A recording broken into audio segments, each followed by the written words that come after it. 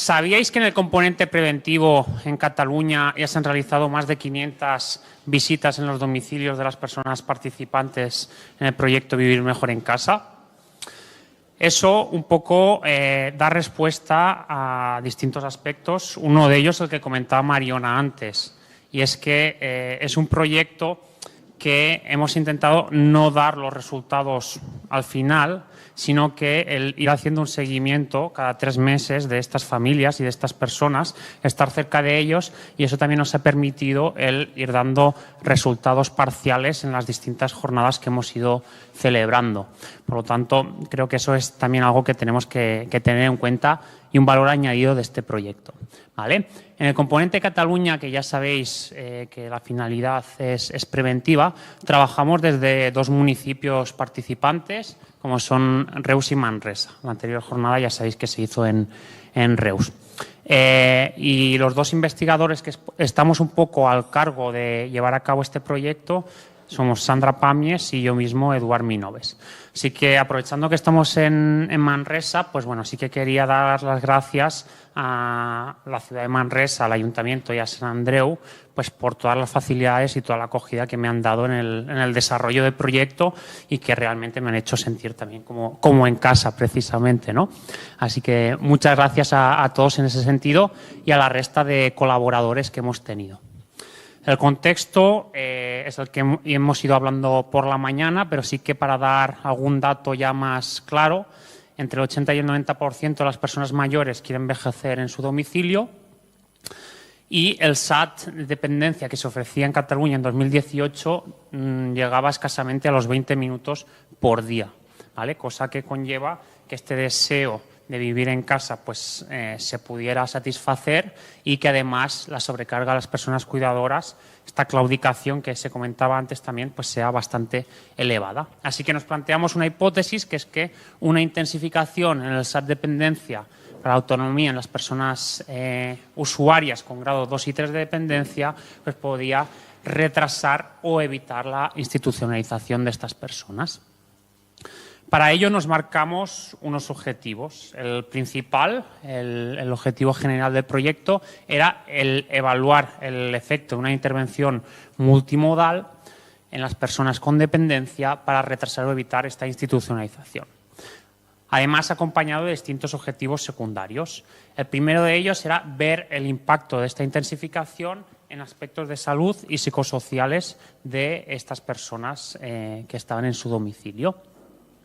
El segundo, valorar también el impacto en sus personas cuidadoras, que ya hemos dicho que es un elemento clave.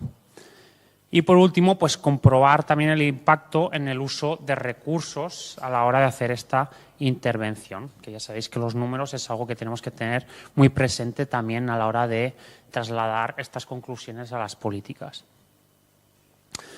Voy a explicar la metodología. Los que ya habéis asistido a otras jornadas pues ya la podéis conocer, pero creo que los que ya la habéis escuchado, bueno, es importante repetirla y remarcarla, porque al final lo que queremos es añadir rigor a lo que estamos haciendo, ¿vale? Y eso es lo que pretendemos demostrar. Se realizó un ensayo clínico aleatorizado. Este ensayo clínico fue aprobado por el Comité Ético de la Universidad de Vic, se registró en Clinical Trials y se siguieron las guías estandarizadas para llevarlo a cabo. Y se hizo un cálculo muestral para ver cuántas personas necesitamos en este proyecto y que las conclusiones diesen respuesta a los objetivos que nos habíamos planteado. Salieron 160 participantes. Y cuando hablamos de participantes, en este caso, no nos fijamos solamente en las personas usuarias, también incluimos a las personas cuidadoras. Por lo tanto, aquí hablamos de díadas participantes, este binomio cuidador y persona usuaria, que lo tendremos presente también en la interpretación de los resultados, ¿vale? Estas personas integrantes en el proyecto tenían que tener un grado de dependencia 2 o 3 y en el momento de empezar no tenían que tener intención de ingreso en una residencia, ¿vale? Tenían que tener la voluntad de continuar viviendo en su domicilio. Se hizo una aleatorización, la mitad de ellos pues fueron al grupo control, que seguían realizando la intervención convencional en el servicio de ayuda a domicilio, y en el grupo intervención se realizó esta intervención multimodal, que a continuación os voy a detallar un poquito más, ¿vale? Y todo ello con este apoyo a nivel social, a nivel del equipo también del servicio de ayuda a domicilio. ¿En qué consiste esta intervención? Pues en 3 pilares claves. El primero de ellos es un incremento de la intensidad del servicio de ayuda a domicilio entre 1 hora y 3 horas y media al día. El tope de estas 3 horas y media se estableció porque en el momento que se empezó el proyecto era el equivalente al coste que suponía estar viviendo en una residencia geriátrica. Estas horas se añadían sin copago, ¿de acuerdo? El segundo pilar era la formación a las personas cuidadoras no profesionales, ¿sí? Mediante un sistema de formación online, que después os explicaremos con más detalle, se intentó también satisfacer las necesidades que podían tener todas estas personas. Y por último, intentando tener la mayor flexibilidad posible entre las familias y la atención que recibían estas personas en cuanto a horario, en cuanto a tareas y en cuanto a distintas necesidades que pudiesen tener, ¿no? Lo que viene siendo una atención centrada en la persona, ¿vale? Se planteó esta intervención durante 15 meses. Como os he dicho antes, tanto Sandra como yo hemos sido evaluadores del proyecto, hemos ido a los domicilios de estas personas y hemos estado cegados. ¿Eso qué significa? Que no sabíamos si las personas a las que estamos evaluando pertenecían a un grupo o a otro para que no nos viésemos influenciados por ello a la hora de coger los datos, ¿vale? Hemos valorado tanto a las personas usuarias como a sus cuidadores no profesionales con herramientas validadas, que eso también es muy importante. Quizá tardamos un poco en arrancar el proyecto en comparación con otros que nos ha comentado Berta antes, pero sí que queríamos asegurarnos que todo lo que hiciésemos cumpliese con un rigor muy estricto. Por eso hicimos un estudio importante previamente para detectar aquellas herramientas que realmente fueran válidas y fiables para las personas participantes con las que trabajábamos. Y todo esto lo recogemos en un formulario online que se llama Cleanapsis, que nos garantiza la seguridad y el registro de estos datos y la protección de datos sobre todo, ¿vale? Sí que deciros que la variable principal que nos planteamos en un inicio era el ingreso en residencia, pero nos encontramos con un problema que bueno, es bastante habitual en Cataluña, no en otras comunidades, pero sí en Cataluña. Y es que muchas personas han solicitado el ingreso en residencias como algo preventivo. Hoy estoy bien, pero quizá pues dentro de medio año o un año no lo estoy y necesito ir a una residencia.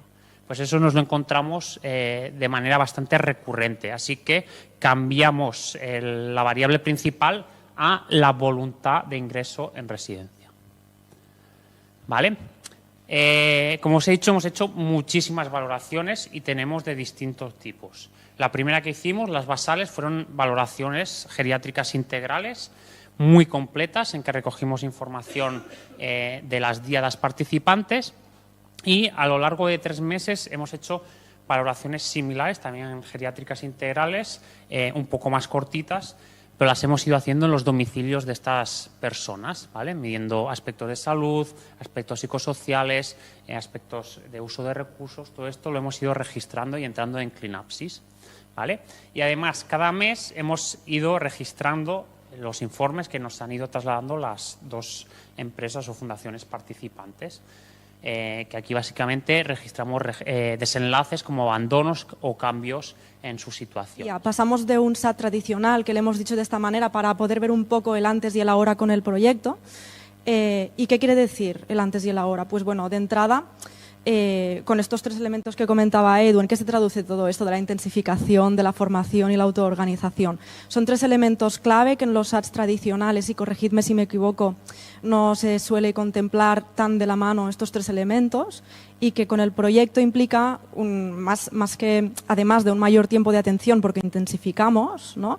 También implica un acompañamiento a la persona cuidadora no profesional, no solo con la formación, sino desde la propia coordinación cuando aumentamos. Si pasamos de 3 horas si pasamos de 3 horas semanales a 20 horas semanales, eso implica al hablar con la familia, a ver qué horario vamos a hacer, etcétera. Por lo tanto, implica un acompañamiento, digamos, más individualizado o con mayor atención a la persona y a la familia, ya que vamos a cambiar el horario y vamos a hacer muchas cosas diferentes ahora simplemente por tener más horas de atención.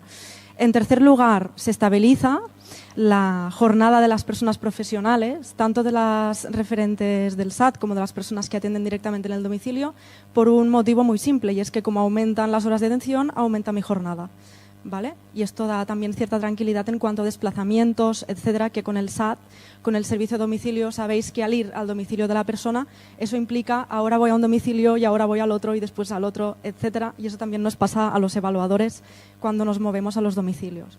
Por lo tanto, cuanto más podamos acortar ese desplazamiento, menos desgaste vamos a tener todos y todas.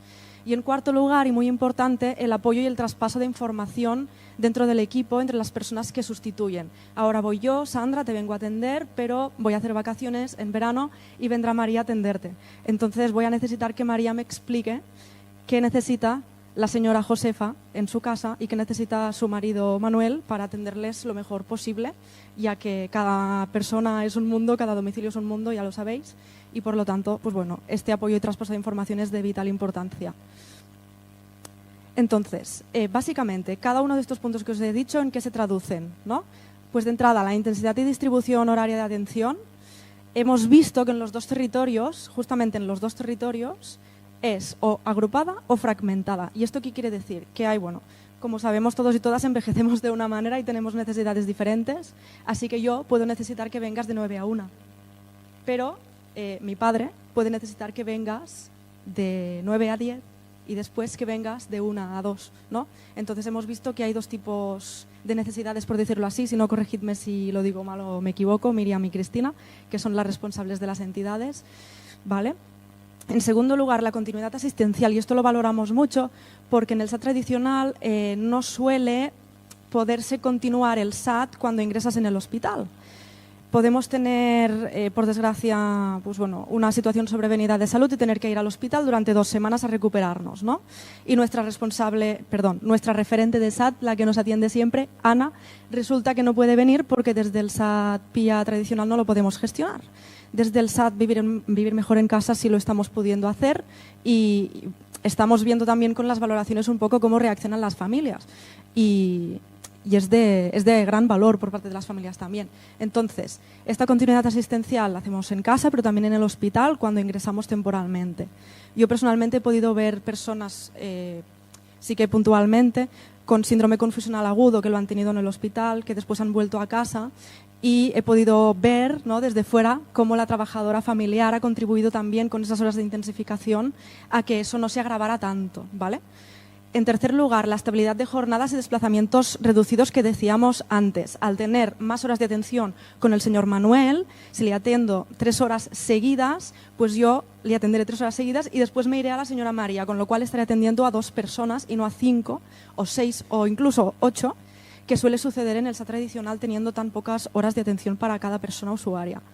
Y en cuarto lugar, la transferencia de información de tareas. Al optimizar también los horarios, los desplazamientos, poder dar descanso familiar, la autoorganización horaria y flexible suele ser más fácil si las personas tienen más descanso, ¿vale? Suele ser todo más ameno y se facilita bastante más la planificación de los cuidados, ¿no? Esto, en todo caso, ya lo dirán las personas que coordináis y que sois responsables del SAT después en la mesa redonda. Esto solo es una pincelada, ¿vale? Entonces, también con lo que decía Berta, coincidiendo un poco con ella, con el tema del plan de escalabilidad y tal. Hemos desarrollado en los últimos meses, además de miles de informes, ¿no, Laura?, de seguimiento, etcétera, también hemos hecho un plan de escalabilidad de transferencia, donde también están las guías, de las cuales os hablaré después, para que sea lo más fácil y ameno posible transferir todo lo que estamos aprendiendo y todo lo que estamos coordinando ahora a otros SATs, con la intención de transferir, replicar y también escalar. ¿Por qué no? ¿Por qué no escalarlo también? Entonces, las 2 entidades con las que trabajamos, Sant Andreu Salut y la Fundació Educativa y Social de Manresa y de Reus, han tenido la iniciativa desde el principio de hacer 2 guías con las cuales también desde el equipo de Vivir Mejor en Casa estamos contribuyendo, donde está todo explicado, ¿no? De una manera terrenal, de una manera accesible. Si yo mañana empiezo a trabajar como coordinadora nueva en el SAT de Reus o de Manresa o del que sea, me cogeré estas guías y me las leeré, y con eso será más fácil trabajar y transferir el conocimiento de vivir mejor en casa.